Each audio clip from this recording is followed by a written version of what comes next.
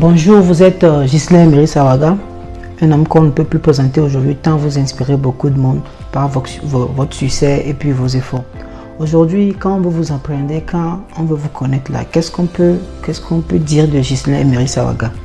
Donc Ghislain Saraga, c'est un jeune entrepreneur togolais de 23 ans qui a la chance de présider aujourd'hui plusieurs structures, notamment Global Trade Corporation SA, une entreprise au capital social de 2 milliards, Copafi, une compagnie panafricaine de la finance inclusive qui a une maison finance avec un capital social de 1 milliard. Ghislain Saraga, c'est également le directeur général de plusieurs entreprises au Togo dans le domaine du BTP, de l'import-export, du commerce. Et également au-delà du Togo, il y a quelques structures que nous avons mises sur pied, que ce soit en Centrafrique, que ce soit au Congo, que ce soit également en Guinée-Bissau ou bien en Côte d'Ivoire.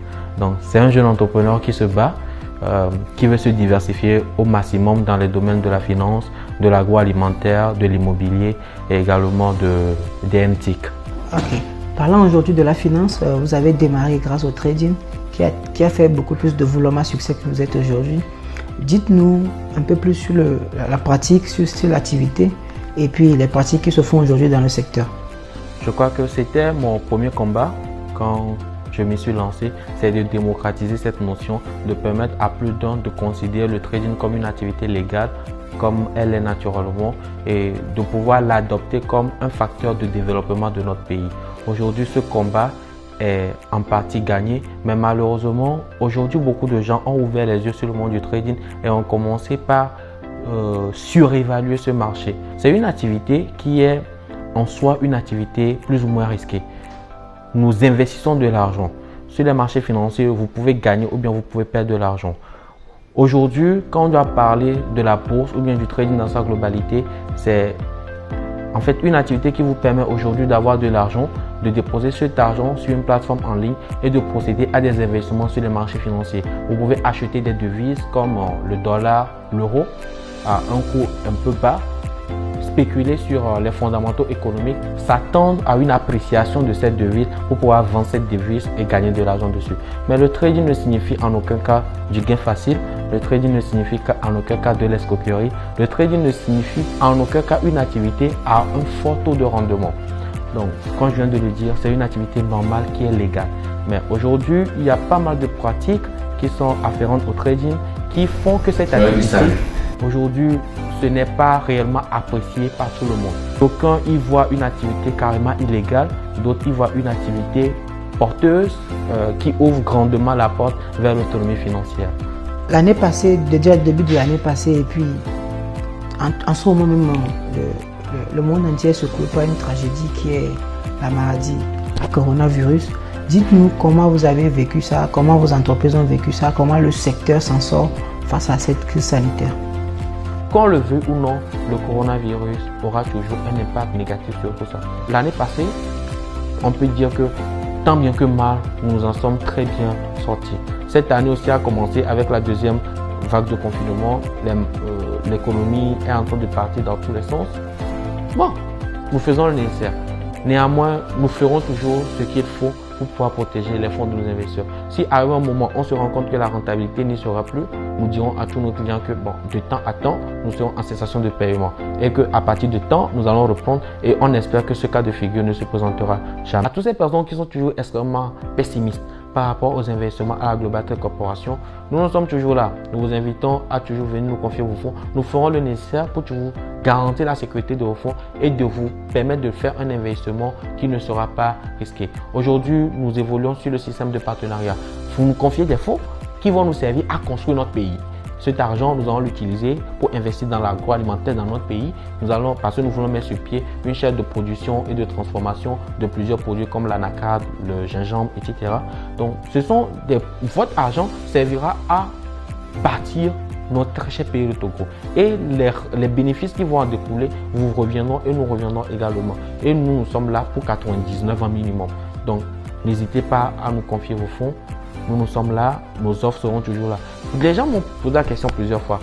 Que pensez-vous de la concurrence? Je leur ai dit, cette concurrence, c'est plus ou moins moi qui l'ai créée. Parce que c'est moi-même qui ai formé tous ces jeunes traders aujourd'hui. Je sais ce qu'ils valent.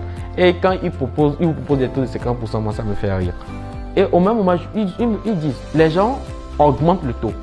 Ils augmentent le taux pour lever beaucoup plus de fonds pour pouvoir payer les anciens investisseurs. C'est le schéma classique, on ne va pas se mentir. Malgré ça, les gens ils mettent ça me fait rire.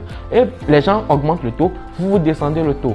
Mais où est le souci? Le souci c'est que nous voulons réellement faire quelque chose de concret dans le temps. Si nous voyons carrément un moment, ça ne va plus. Nous prenons les meilleures dispositions nécessaires nous mettons toujours la pérennité de l'entreprise en priorité. Il n'est jamais question de satisfaire nous-mêmes notre cupidité ou bien nos volontés personnelles et de tomber dans des choses que nous ne pouvons pas assumer après. Non. Okay, on voit qu'il y a beaucoup de dérives dans le secteur, même si l'activité en soi est une activité normale et légale. Dans la sous-région, on voit aussi qu'il y a un laxisme côté législation. Dites-nous pourquoi les États peinent à réguler le secteur, à mieux réglementer le secteur, et que préconisez-vous pour qu'il y ait une certaine harmonie dans le secteur, pour que ce secteur puisse vraiment apporter à nos économies comme cela se doit. Comme je viens de le dire, le marché du trading ou bien ce secteur d'activité est aujourd'hui une activité carrément surévaluée. Aujourd'hui, je vois plusieurs entreprises naître parce que moi aussi j'ai créé cette entreprise. Aujourd'hui, les gens voient à travers mon parcours une porte, comme je viens de le dire, grandement ouverte vers l'autonomie financière. Mais il serait judicieux de ne pas se méprendre. Quand nous prenons le marché du Forex, c'est un marché où il y a des millions d'acteurs qui interviennent. C'est le marché interbancaire, c'est un marché de gré à gré, c'est un marché où nous faisons du commerce, où celui qui a le plus d'informations et celui qui a le plus fuité arrive à gagner de l'argent. Autant il y a de pertes de devises, autant il y a de devises sur le marché du Forex, autant il y a des informations, des multitudes d'informations à prendre en compte avant de pouvoir mieux appréhender ce marché. Aujourd'hui, dans la sous-région, je ne peux pas vous donner le nom d'un trader X ou Y qui ait réellement les aptitudes, les compétences nécessaires pour se dire un trader extrêmement rentable qui puisse avoir un rendement extrêmement constant ou bien progressif pour pouvoir gérer les actifs de beaucoup de personnes. Aujourd'hui, il y a des pratiques que nous faisons que peut-être moi-même j'ai eu à faire auparavant avant de me rendre compte que nous étions en train de forcer droit dans un mur, qui sont des pratiques qui ne sont pas du tout normales. Aujourd'hui, je vais prendre le parcours d'un trader, d'accord? Aujourd'hui, je donne une formation. Je vais vendre cette formation, je vais vendre la partie où beaucoup de gens ne maîtrisent pas ce secteur d'activité, n'ont pas les informations nécessaires, mais c'est une activité qui débouche, dont la formation débouche directement vers une compétence et cette compétence vers le gain, vers des activités qui puissent vous permettre de gagner de l'argent. Je vais mettre en exergue les avantages de l'activité du trading. Travaillez quand vous voulez, travaillez où vous voulez, pas de seuil de gain mensuel, pas de salaire, etc.